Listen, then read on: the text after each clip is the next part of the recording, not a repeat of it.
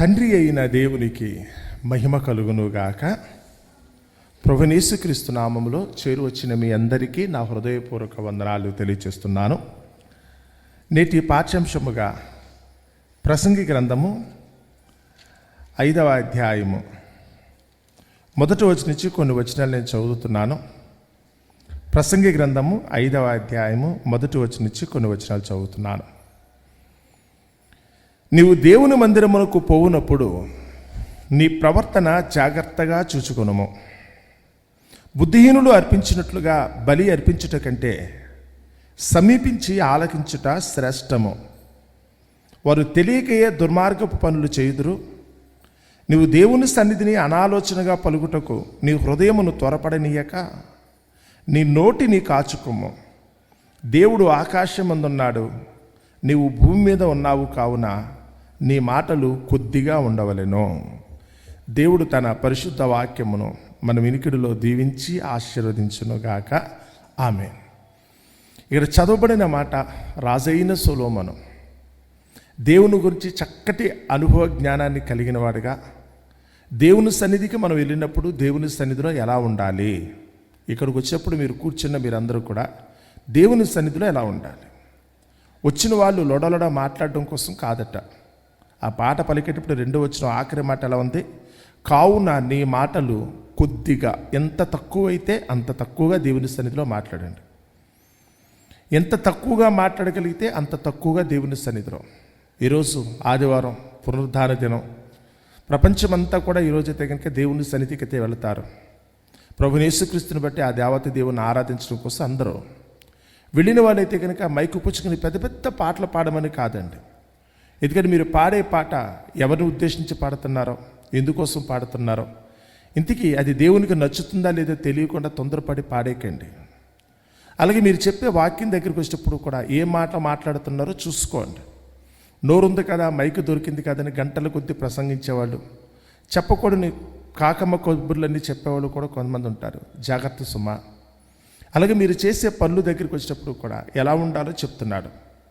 కొందరు తెలియకే చేసే దుర్మార్గపు కొన్ని పనులు ఉన్నాయి, దేవుని సన్నిధిలో నచ్చని పనులు ఉన్నాయి. ఆయన అయితే కనుక చాలా నిష్కర్షగా ఆ మాట అయితే చెప్పినట్టున్నాడు కదా, వారు తెలియకే దుర్మార్గపు పనులు చేస్తారు. దేవుని సన్నిధిలో కూడా దుర్మార్గమైన పనులు. ఈరోజు దేవుని సన్నిధికి వస్తున్నారే తప్ప చాలామంది చేసే పనులు దుర్మార్గమైన పనులు.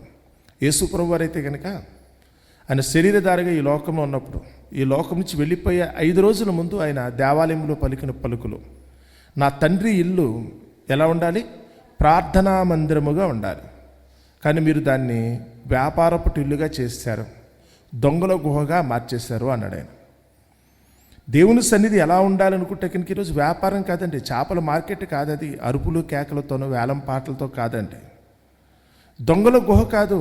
ఎవడు పెద్ద దొంగ అయితే కనుక వాడు దేవుని సన్నిధిలో గొప్పడు అనిపించుకోవడం కోసం కాదండి.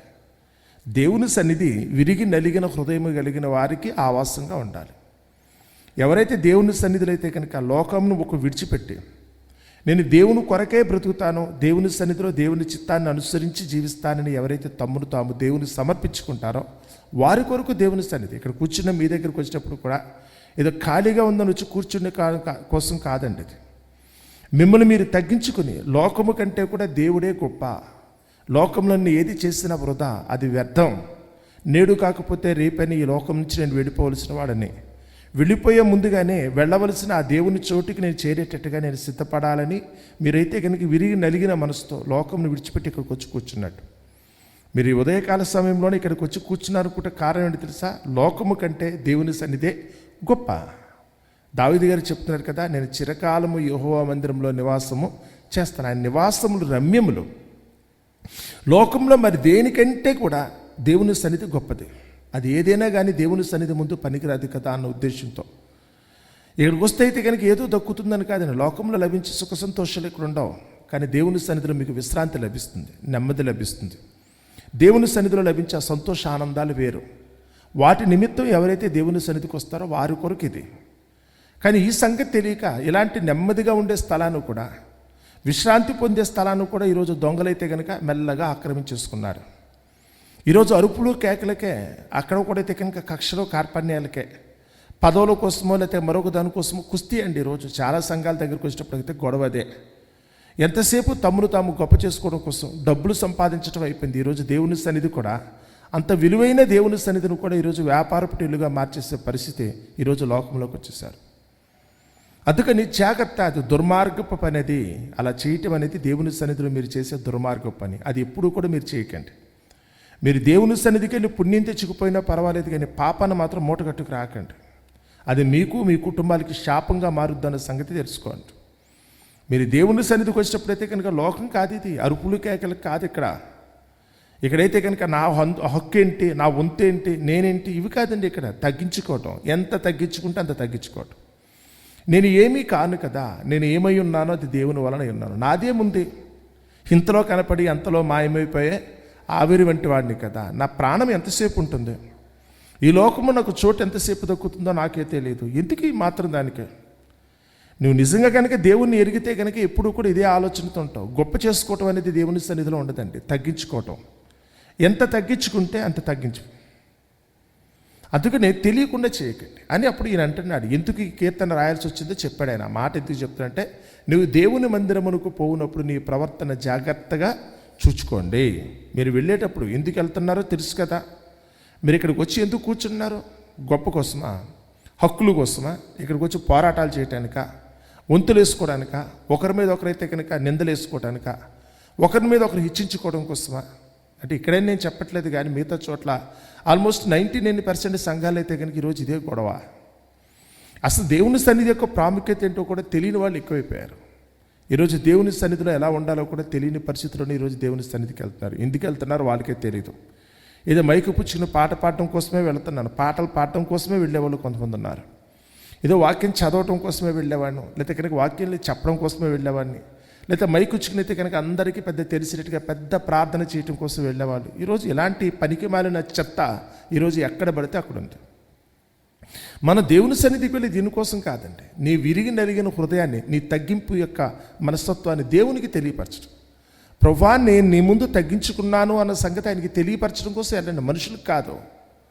మీరు మనుషులకు ఆ సంగతి తెలియదు, మీరు ఏం చేస్తున్నారన్న సంగతి దేవునికి మాత్రమే మీరు. కానీ ఈరోజు మనుషులు కనపడటం కోసం మనుషులు ప్రయత్నిస్తున్నారు. మీరు దేవుని మందిరమునకు పోవునప్పుడు నీ ప్రవర్తన జాగ్రత్తగా చూచుకునము. బుద్ధిహీనులు అర్పించినట్లుగా బలి అర్పించట కంటే, బలి అంటే కనుక కానుక అనుకోండి సపోజ్, బలి అంటే కనుక పాడే పాట అనుకోండి సపోజ్, చేసే ప్రార్థన అనుకోండి. కొంతమంది బుద్ధిహీనంగా వాళ్ళ పాడే పాట బుద్ధిహీనమైన పాట, లేకపోతే కనుక అర్పించే కానుక బుద్ధిహీనమైన కానుక. అందుకని అందరికీ తెలిసేటట్టుగా అందరూ నన్ను చూసి పొగడాలనుకోవటం బుద్ధిహీనత కాకపోతే ఏముందండి? నేను ఏదైతే దేవునికి చేస్తున్నానో నీ కుడి చేతితో చేసేది ఎడమ చేతికి కూడా తెలియకూడదు అన్నాడు దేవుడు. కానీ ఈరోజు మనం చేసేది ఊరందరికీ తెలిసేటట్టుగా ఉంది. ఈరోజు దేవుని సన్నిధిలో మనం చేసేది అయితే కనుక శిలాఫలకం మీద రాసేస్తున్నారు మరి కొంతమంది. నేను దేవుని కొరకే ఏం చేశాన సంగతి రాబోయే తరతరాలకు కూడా తెలియాలనే ఉద్దేశంతో శిలాఫలకాలు పెట్టేస్తున్నారు. మీరు రాయాల్సింది శిలాఫలకం మీద కాదు. మీరైతే కనుక దేవునికి తెలిసేటట్టుకైతే మీ హృదయం అనే పలక మీద కదా. ఆయన వ్రాయబడింది ఎక్కడ అనుకున్నప్పుడు 2 కొరింథీ 3 చెప్తున్నాడు, మీ హృదయముల మీద వ్రాయబడ్డాయి, మా హృదయముల మీద వ్రాయబడ్డాయి. ఇలా ఉండాలి. కానీ శిలాఫలకాలు కాదండి. ఈరోజైతే కనుక దేవుని చిత్తానికి విరోధంగానే ఈరోజైతే కనుక దేవుని మందిరాలు తయారైపోయినాయి. ఎందుకంటే తెలియక, సరైన జ్ఞానము లేక, మోటుతనంతో మొరటుతనంతో ఈరోజు మనుషులైతే కనుక ప్రవర్తిస్తున్నారు. మాకు దేవుడు తెలిసాడు అనుకుంటే కనుక దేవుని సన్నిధిలో తగ్గింపు ఒకటే మాట, ఎంత తగ్గించుకుంటే అంత తగ్గింపు. తను తగ్గించుకున్నవాడు హెచ్చించబడతాడు. ఇది దేవుడైతే కనుక చెప్పిన మాట. కానీ తగ్గింపు కాకుండా ఈరోజు దేవుని సన్నిధిని కూడా హెచ్చించుకునేటట్టుగా ఈరోజు చాలామంది ఉపయోగించుకుంటున్నారు. మీరు బుద్ధిహీనులు కదా అన్నాడు. అక్కడ పలికేటప్పుడైతే కనుక ఎవరైతే అలా చేస్తున్నారో వాళ్ళందరూ కూడా బుద్ధిహీనంగా ప్రవర్తిస్తున్నారు. బుద్ధిహీనులు అర్పించినట్లుగా బలి అర్పించుట కంటే సమీపించి ఆలకించుట శ్రేష్టం. ముందు దేవుని సన్నిధిలో ఏం చెప్పబడుతుందో మీరు వినటం ముఖ్యం. మీరు వెళ్ళి దేవుని సన్నిధిలో మాట్లాడటం కాదు, పాట పాడటం కాదు, మీరు ప్రార్థన చేయటం కాదు. అసలు దేవుని సన్నిధిలో ఏం చెప్పబడుతుందో ముందు మీరు వినండి. ఆ వినిన దానిని బట్టి మీ బ్రతుకులు బాగవుతాయి తప్ప మీరు పాడిన పాటను బట్టి మీ బ్రతుకు బాగుపడదు. మీరు చేసే ప్రార్థన బట్టి మీ బ్రతుకు బాగుపడదు. మీరు మాట్లాడితే కుదరదు. ముందు దేవుడేం మాట్లాడుతున్నాడో చూడండి. మీతో దేవుడు మాట్లాడే దాని వలన మనిషికి ప్రయోజనం కలుగుతుంది తప్ప మనం దేవునికి చెప్పుకునే దాని వలన ఉపయోగమే ఉండదండి. సొల్లు తప్ప ఏముంటుంది? నువ్వు మాట్లాడితే ఎవడికి ఉపయోగం? అక్కడ వెళ్ళి మనం మాట్లాడటం వల్ల, దేవుని సన్నిధిలో మనుషులు మాట్లాడటం వల్ల ప్రయోజనం లేదండి. దేవుని సన్నిధిలో దేవుడు మాట్లాడితే బాగుంటుంది. ఆయన మాట్లాడితే ప్రతి మాట మన జీవితానికి ప్రయోజనకరం, మన బ్రతుకులు బాగుపడతాయి. అందుకని బుద్ధిహీనులు అర్పించినట్లుగా బలి అర్పించుట కంటే సమీపించి ఆలకించుట శ్రేష్టం. మన యోహాను సువార్త చదువుతున్నప్పుడు, లేకపోతే లోకా సువార్త చదువుతున్నప్పుడు, మరియమ్మ మార్తమ్మలుగా దగ్గరికి వచ్చినప్పుడు ఒకే ఇంట్లో ఉన్న ఇద్దరు అక్క చెల్లెలు వారు. ఆ అక్క చెల్లెల దగ్గరికి వచ్చినప్పుడు యేసుప్రభుని ఇంటికి ఆహ్వానించారట వాళ్ళు. యేసుప్రభుని ఇంటికి ఆహ్వానించినప్పుడు అందులో మార్తమ్మ గారు అయితే యేసుప్రభుకి ఏదో బలి అర్పించేద్దాం ఉద్దేశంతో, అంటే వంట చేసి పెడదాం, బలి అర్పించడం అంటే తన అర్థం అదే కదా. ఏదో ఆవిడైతే కనుక మంచి రకరకాల వంటలు చేసి యేసుప్రభు పెట్టేద్దామని ఆరాటపడిపోతుందంట మార్తమ్మ గారు. మరియమ్మ గారు అయితే కనుక ఇవేమీ పట్టించుకోకుండా యేసు పాదముల దగ్గర కూర్చుని అయితే కనుక యేసు చెప్పే మాట ఆలకిస్తుంది. అప్పుడు మార్తమ్మ గారు వచ్చి అడుగుతున్నారు, ప్రభువా, నేను చూసావా నీ కోసమని ఎంత తాపత్రయపడిపోతున్నానో, నీకు బిర్యానీ చేసి పెట్టాలని, నీకు చికెన్ వండి పెట్టాలని, మటన్ వండి పెట్టాలి, సాంబార్ చేయాలి, పచ్చడి చేయాలి, లేకపోతే పెరుగు ఇవ్వాలి, ఇలాంటి వాటి కోసం నేను బోళ్ళంతా ఆరాటపడిపోతున్నాను. ఇవన్నీ సమకూర్చడం కోసం నేను కష్టపడుతుంటే చూసావా మా సహోదరి అనుకున్న మరియమ్మ గారు అయితే నాకు కనీసం ఏ సాయం చేయకుండా నీ పాదముల దగ్గర కూర్చుని నువ్వు చెప్పే మాటలు వింటుంది, చెప్పేవాడికి వచ్చి నాకు సాయం చేయమని. అప్పుడు మార్తమ్మతో అయితే కనుక యేసుప్రభు చెప్తున్నారు, మార్తా మార్తా, నీవే అనేకమైన పనులను గురించి విచారపడుతున్నావు, కావలసిందల్లా ఒకటే, మరియా ఉత్తమమైన దాన్ని ఎన్నుకుంది. మరియా సమీపించి ఆలకించడం నేర్చుకుంది. నువ్వేమో ఏదోదో బలర్పించేద్దాం అనుకుంటున్నావు, నువ్వు నాకేదో పెట్టేయాలనుకుంటున్నావు, నేను నీకు పెట్టగలనే తప్ప నువ్వు నాకు పెట్టడం ఏంటి? యోహాను సువార్త 4వ అధ్యాయము సమరయ స్త్రీ దగ్గరికి వచ్చినప్పుడు కూడా యేసుప్రభు అడుగుతున్నారు, నేను ఎవరో తెలిస్తే దాహమునకు నీళ్ళేమో నువ్వు అడుగుతావు, నాకు ఇవ్వాల్సినంత అవసరం లేదు.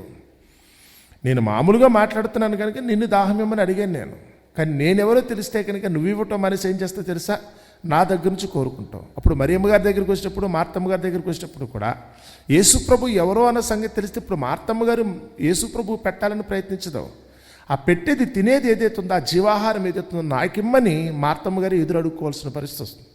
తెలియకపోతే కనుక అది. ఈరోజు యేసు యొక్క గొప్పతనం నీకు తెలిస్తే నేనేదో యేసుకు చేసేస్తానని కాదండి. నీకు యేసు అర్థం కానంతసేపు కూడా నా వలన యేసు ప్రభుకి ఏదో మేలు కలుగుతుందో నువ్వు అనుకుంటున్నావు, కానీ యేసేట నీకు తెలిసిన తర్వాత నా వలన ఏముంది, ఆయన వలనే నేనున్నాను. ఈరోజు నేను ఈ స్థితిలో ఉన్నాను అనుకుంటే కారణం యేసే కదన్న ఉద్దేశంతో ముందు ఆయన నుంచి మనం కోరుకునే పరిస్థితి వస్తుందండి.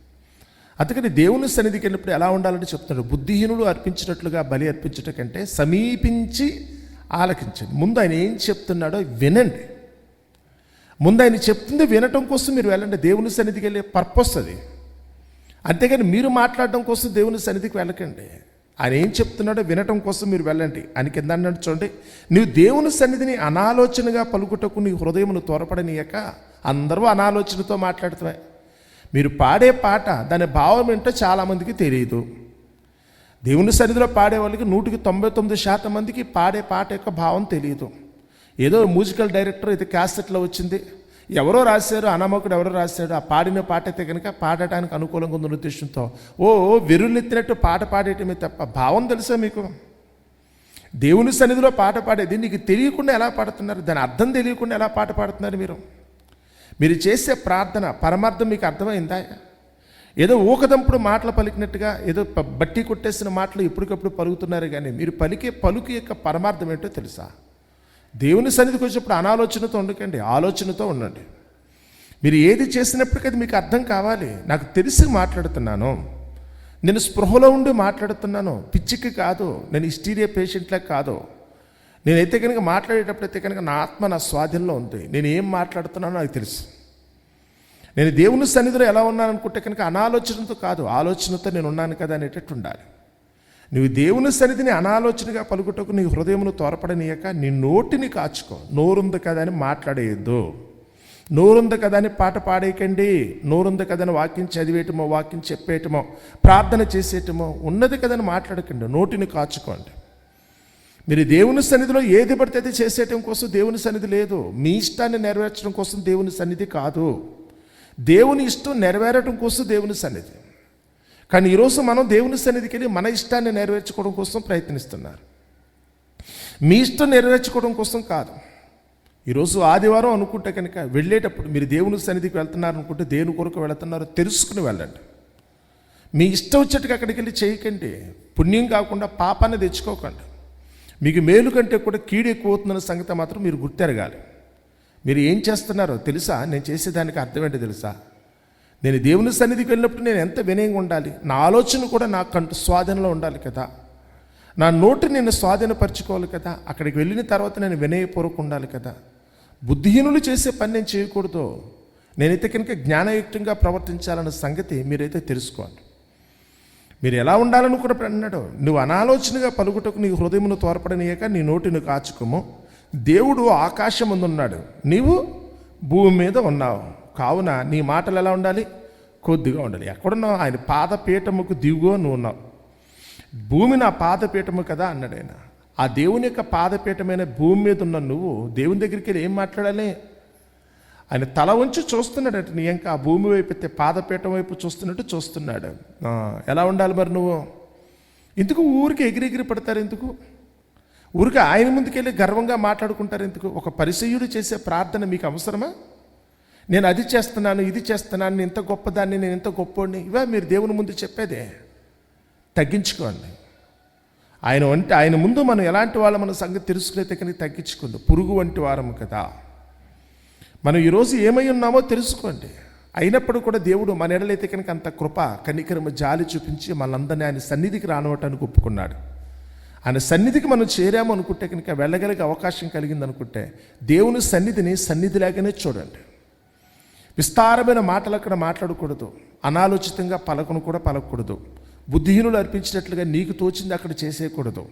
దేవుని సన్నిధి అనుకున్నప్పుడు ఆ పరిశుద్ధతను కాపాడినట్లుగా మనం ఎంతవరకు ప్రవర్తించాలో అంతవరకు చేయటానికైతే మనం ప్రయత్నించాలి. ఎవరైతే కనుక ఈ విధమైన క్రమాన్ని పాటిస్తారో, దేవుని సన్నిధికి వెళ్ళేవాళ్ళు ఇవన్నీ దృష్టిలో పెట్టుకుని ఎవరైతే కనుక ఆ దేవుని దృష్టిలో హితంగా ఉండటానికి ప్రయత్నిస్తారో తప్పకుండా దేవుని వలన వాళ్ళైతే కనుక నిండైన దీవెన ఆశీర్వచనం పొందడానికి అవకాశం కలుగుతుంది. అలా కాకుండా ఇది నాకు తోచినట్టుగా నేను ప్రవర్తిస్తాను, నాకు నచ్చింది నేను చేస్తానని కనుక ఎవరు అన్నారనుకుంటే కోరి కూడా మనం ఏం తెచ్చుకున్నా తెలుసా? శాపం తెచ్చుకున్న వాళ్ళం అవుతాం. అలాంటి దురదృష్టకరమైన పరిస్థితి కలగకుండా ఈరోజు మనమందరము కూడా దేవుని సన్నిధిలో దినమంతా కూడా ఆయనకి ఇష్టంగా బ్రతకటానికి, దినమంతా ఆయన ఆలాపనతో జీవించడానికి మనందరం కూడా ప్రయత్నిద్దాం. అట్టి కృప దేవుడు మనందరికీ దయచేయునుగాక. ఆమేన్.